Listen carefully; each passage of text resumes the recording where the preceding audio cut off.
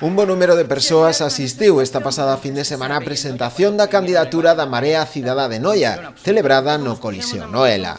Unha candidatura na que Manolo Seijas repetirá como cabeza de lista. Unha candidatura formada por xente do común, persoas preparadas para gobernar, persoas traballadoras que saben o que custa xerar riqueza e que recoñecen que non se pode utilizar o diñeiro público para establecer relacións clientelares. Presentamos unha candidatura solvente, elixida no único proceso de primarias abertas á cidadía dos 5 partidos que se presentan, o único proceso de primarias abertas á cidadanía. O mérito, a igualdade e a capacidade son os valores para acceder a un posto público, transformando este concello, como di o lema, nunha nova vila.